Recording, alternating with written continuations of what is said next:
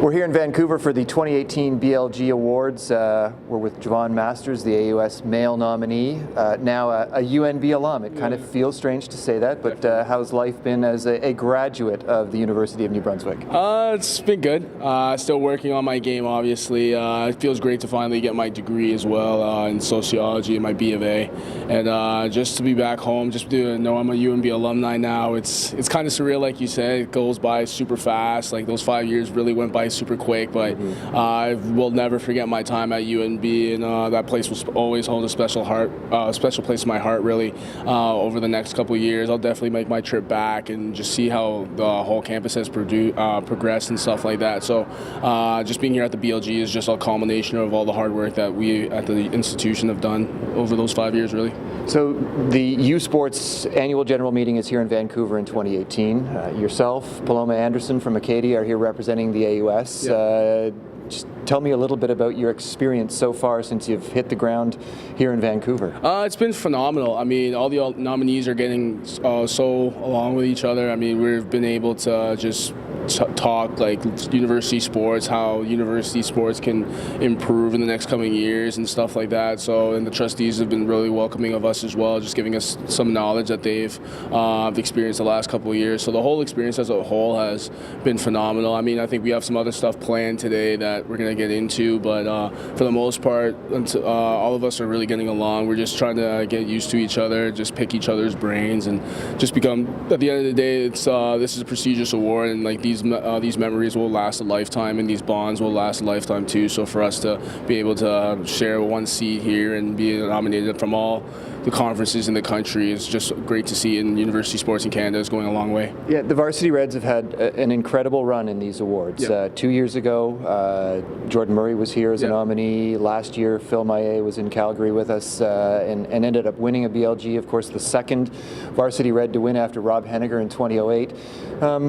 You're following in some pretty big shoes there.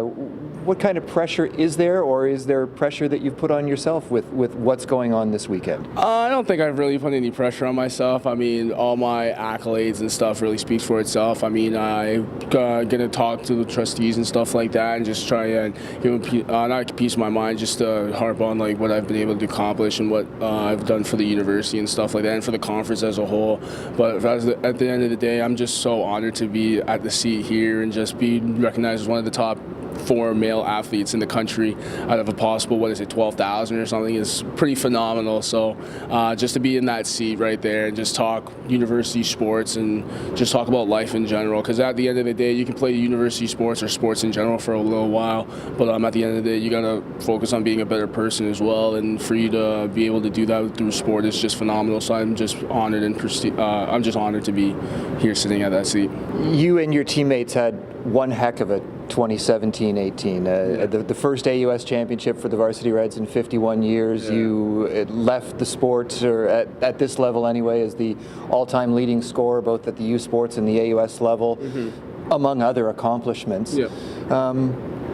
Where do you think that factors in? You're up against 3 very good candidates from the OUA, Canada West, and Quebec. Where do you think that factors in the decision that will be made here this week? I think it should be a good factor. I mean, being able to accomplish something that hasn't been done in 51 years, winning an AUS title for the school just means a lot, and just all the hard work that we did to get to that point. And for myself individually, being the all-time leading scorer in U Sports and AUS, over 2,400 points in my career, just speaks to how much hard work and dedication I put into trying to perfect my craft. And I think it should weigh a little bit with the trustees and stuff like that, but at the end of the day, I'm just super honored and blessed to be in a situation to be recognized as one of the top 4 athletes in the country from each respective conference. So at the end of the day, I'm just taking it all in, just soaking in the entire experience, and just picking everybody's brain and trying to get an idea of how we as a country, us like the next people in the next wave of